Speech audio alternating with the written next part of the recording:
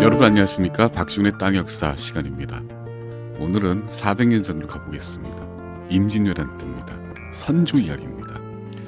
우리가 보통 흔히들 이야기하죠. 조선의 3대 못난이 혹은 3대 부정적인 이미지를 가지고 있는 왕 그러면 순서대로 선조, 인조, 고종을 이야기를 합니다. 오늘은 그렇게 많이 욕을 먹고 있는 선조가 행했던 여러 가지 일 가운데 제일 크게 혹은 심하게 욕을 먹고 있는 부분이 하나 있습니다. 바로 임진왜란 개전 초기에 이 선조가 명나라로 나라를 버리고 망명을 했다는 그런 이야기입니다.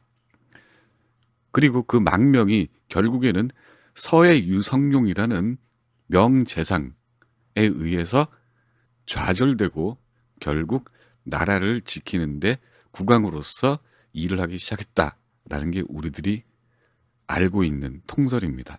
유성룡 또한 징비록에 선조의 망명 기도를 극구 반대했다는 대목도 많이 나오고 선조 실록에도 그런 이야기가 숱하게 많이 나옵니다. 그런데 과연 그가 반대함으로써 선조가 망명을 포기했을까라는 게 이번 시간에 드릴 제 이야기입니다. 제목은 과연 선조가 유성룡의 말을 듣고 명나라 망명을 포기했을까입니다. 돌려 말하면 정말 유성룡의 반대가 선조의 망명을 좌절시켰을까입니다. 실록에 이런 기록이 나옵니다. 명나라로 내부하는 것이 본래 나의 뜻이다. 임진왜란이 터지고 한 달이 채 못 돼서 함락위기에 빠진 수도 한성을 탈출한 선조가 던진 말입니다. 내부는 한 나라가 다른 나라에 들어가 붙는다는 뜻입니다. 즉 망명을 뜻합니다. 항전 한번 제대로 독려하지 않은 왕이 압록강을 건너서 중국으로 도주하겠다는 말에 당시 좌의정 유성룡이 이렇게 말을 합니다. 왕이 우리 땅 밖으로 한 걸음만 떠나면 조선은 우리 땅이 되지 않습니다. 1592년 음력 5월 1일 선조실록에 기록된 이야기입니다. 그래서 많은 사람들은 유성룡이 보인 이 단호한 결기가 선조의 마음을 바꿨고 그래서 선조가 조선에 남아서 전쟁을 치렀다고 알고 있습니다. 하지만 당시 기록을 보면 실상이 조금 다릅니다. 결론부터 말씀드리죠. 제가 지난번에 게시판에 한번 썼던 이야기입니다. 요동 망명에 관해서 선조는 유성룡을 비롯해서 그 누구 말을 받아들인 적이 없었습니다. 선조는 끝까지 망명을 고집을 했습니다. 그러다가 명나라 황실로부터 실질적인 망명 거부 통보를 받고서야 조선 탈출을 포기한 겁니다.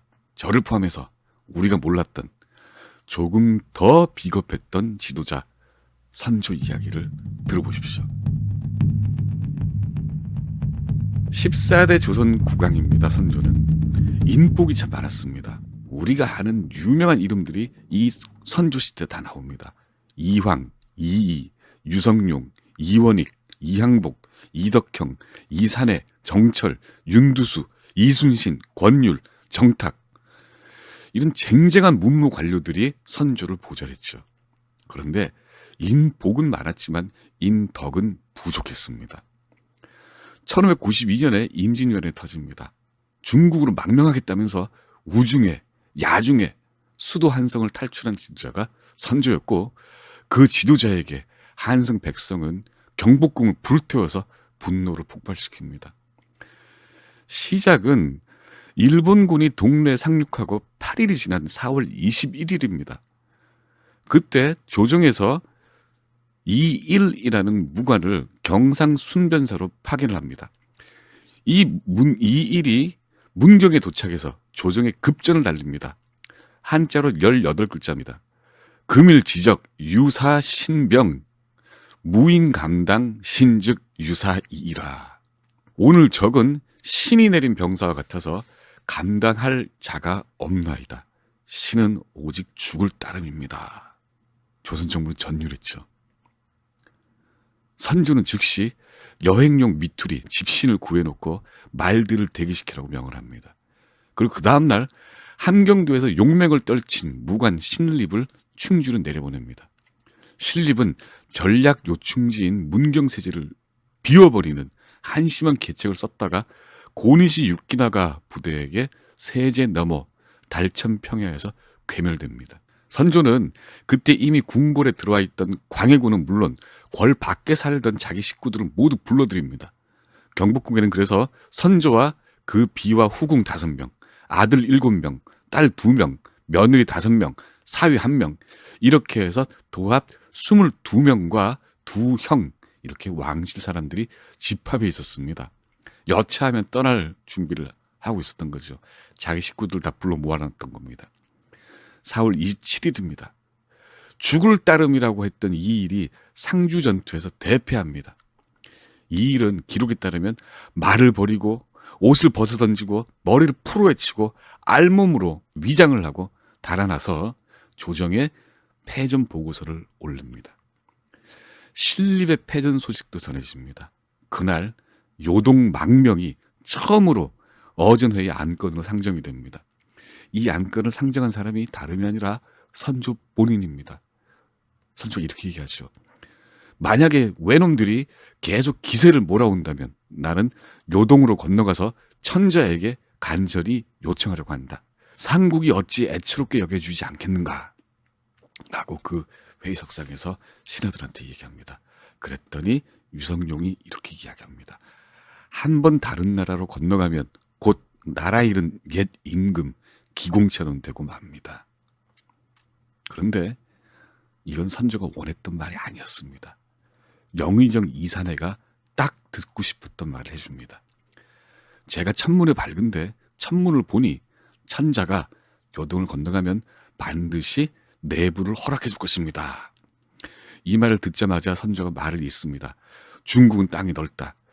왜군이 요동에 난입하면 버티지 못하겠지만 북경이 있다. 그리고 북경이 버티지 못해도 남경으로 옮겨가서 피할 것이다. 요동으로 건너간 뒤에는 외적이 중국을 침입하더라도 차차 이렇게 피할 수 있을 것이다 라고요. 그러니까 도요토미 히데요시가 지휘했던 일본군의 최종 목표가 중국이고 중국에서 명황실과 지낸 뒤 대륙을 횡단해서 종단해서 남경에서 안전하게 지내겠다는 뜻입니다. 그리고 다음날 선조는 그때까지 미뤄뒀던 세자 책봉을 합니다. 광해군을 세자로 책봉을 하죠. 이틀이 지난 4월 30일 새벽 선조를 태운 가마가 빗속을 뚫고 모래제를 넘습니다. 유성룡이 호종을 하다가 모래제에서 뒤를 보니까 한석이 불타고 있었습니다. 흙탕을 뚫고 임진나루에 도착을 합니다. 칠흑처럼 어두웠습니다. 선조 일행은 그 임진나루를 관장하는 승청이라는 관청의 사무실을 태워서 앞을 밝힙니다.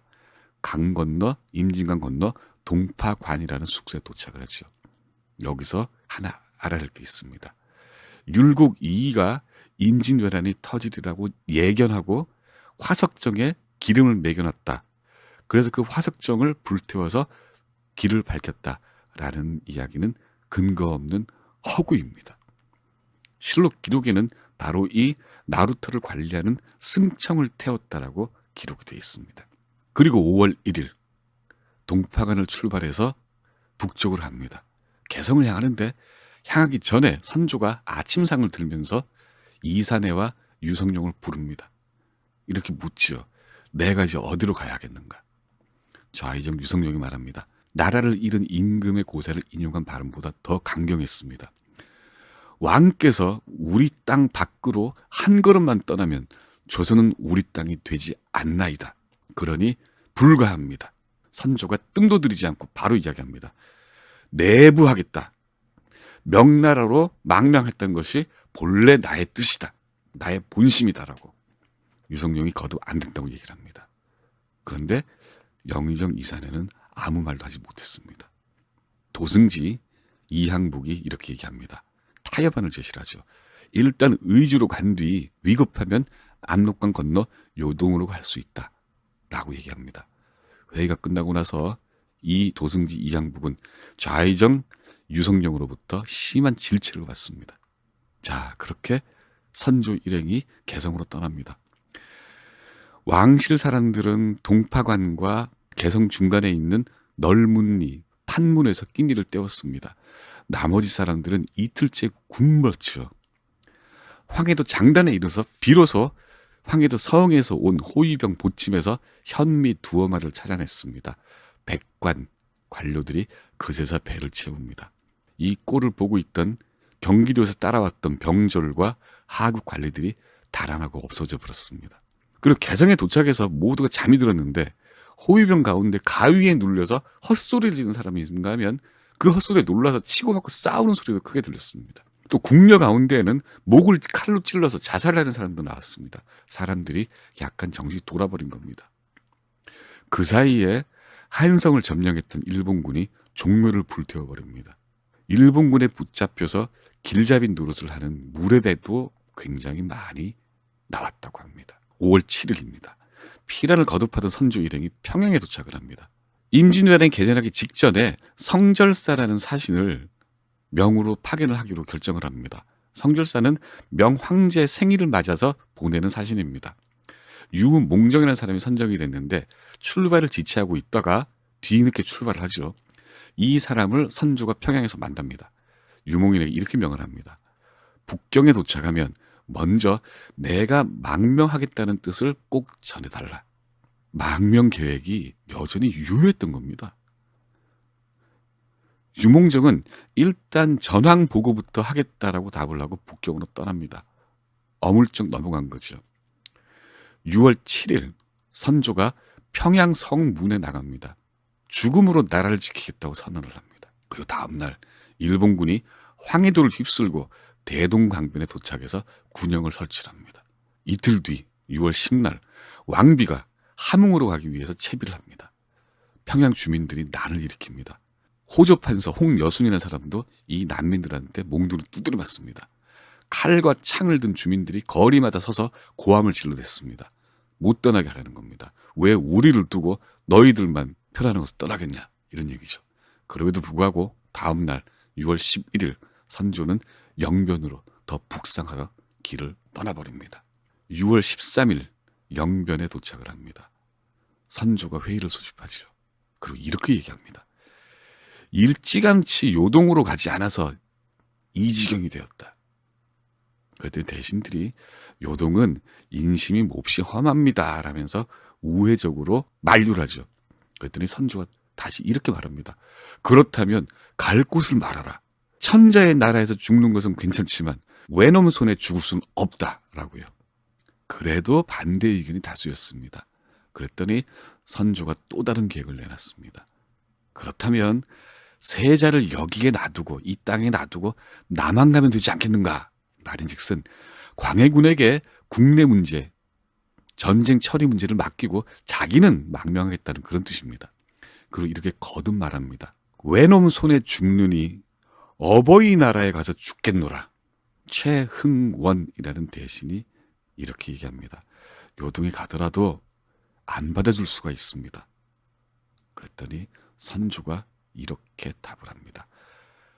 받아주지 않더라도 기필코 나는 압록강을 건널 것이다. 그렇게 국가를 사수하기 위해서 그런 목적으로 망명을 하겠다는 그런 의지는 보이지가 않습니다. 선조가 이렇게 덧붙입니다. 안남, 지금의 베트남에 멸망하고 중국에 입조를 해서 훗날 나라를 살렸다. 중국의 힘을 빌려서.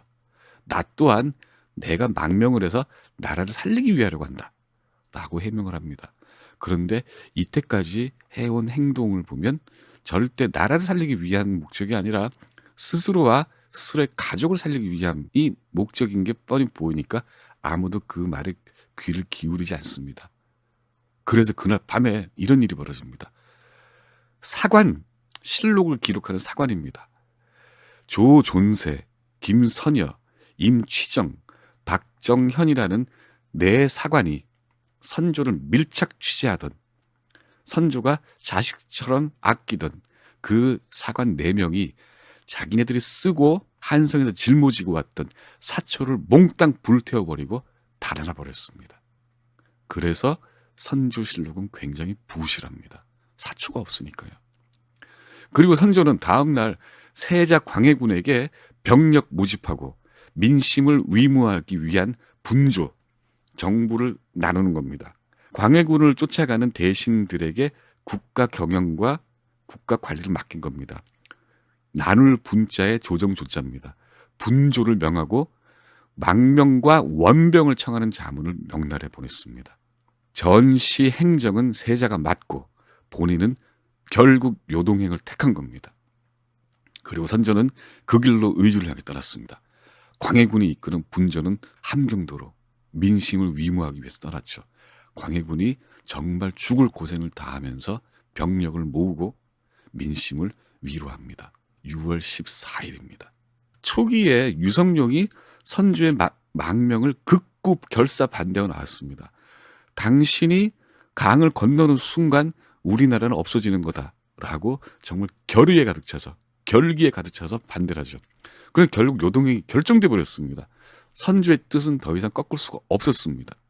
그래서 유성룡이 다른 계책을 냅니다. 요동행은 더 이상 막을 수가 없다. 그래서 유성룡이 더 과격한 계획을 세웁니다. 선조로부터 왕권을 세자에게 양보받으려고 한 겁니다. 평양에서 의주로 가는 길목에 선천이 있습니다. 이 선천에서 선조 일행이 머물면서 명나라로 보낸 자문의 회답을 기다리고 있었습니다. 그동안에 유성룡이 정철과 나쁘게 말하면 모이고 좋게 말하면 둘이서 긴밀히 은밀히 회의를 가집니다. 자, 유성룡은 남인입니다. 당색으로 치면은. 그리고 정철은 서인입니다. 서로 으르렁대고 싸우는 각 당의 영수들인데 이 사람들이 손을 잡은 겁니다.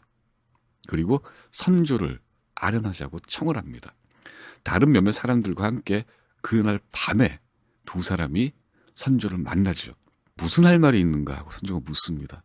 그랬더니 두 사람이 모두가 신들의 죄라고 아뢰입니다. 그래서 선조가 알았다 하고 물러가라 해서 그냥 물러나옵니다. 그런데 선조실록에 사관이 이렇게 각주를 달아놓습니다. 두 사람은 요동행밖에 방법이 없으니 아예 세자에게 왕권을 넘기고 가시라고 하자라고 결의를 했던 겁니다. 그리고 이 이야기를 하기 위해서 선조에게 대면을 청했는데 이 말을 하지 않은 겁니다. 서로가 당색이 서로 반대다 보니까 서로 밀어버린 거죠. 네가 해라, 네가 해라. 그러다가 말할 기회를 놓쳐버리고 그냥 물러나와 버린 겁니다. 세자에게 모든 권력을 이양받아서 전쟁을 지휘하게 하려 했던 뜻입니다. 그러니까 아무리 간이 크고 결기가 가득한 사람이라도 실천 불가능한 계획이었습니다. 결국 선조는 계속 명나라에서 자기의 망명 신청이 오케이가 되고 자기가 압록강을 건너는 날만 기다리고 있었던 겁니다.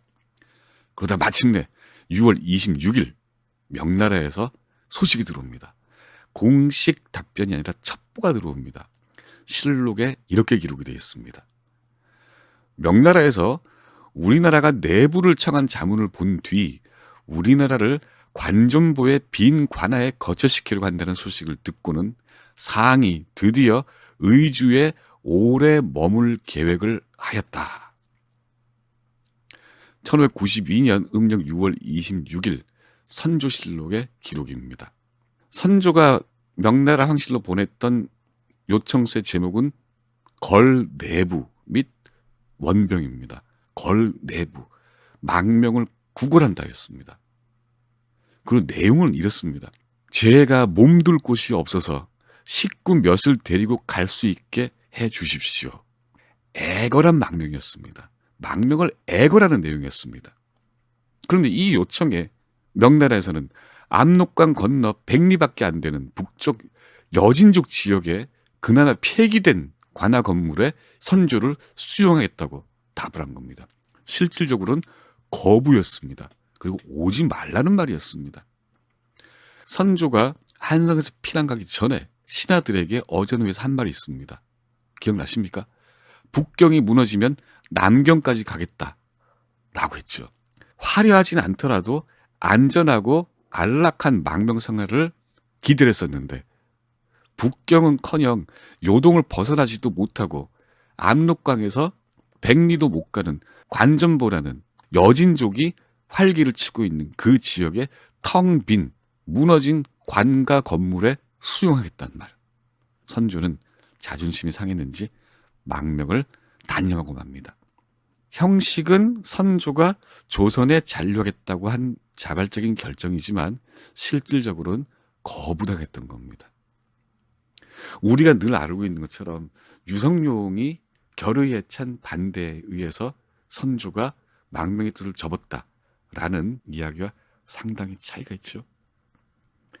7월 11일입니다. 드디어 명황실에서 답이 도착했습니다.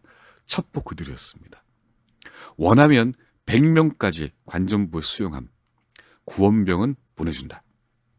그리고 성지라 그럽니다. 황제의 답변. 이 답변을 첨부해서 보내온 명나라 병부의 자문에는 이렇게 적혀 있습니다. 대대로 동방의 대국인 조선이 어찌하여 왜가 한번 쳐들어오자 멀리서 보기만 하고는 달아났는가. 놀랍고 이상스럽다. 이해가 안 된다는 겁니다. 여기까지가 귀닫은 지도자 선조의 요동도주 미수 전말기입니다. 박종인의 땅역사입니다.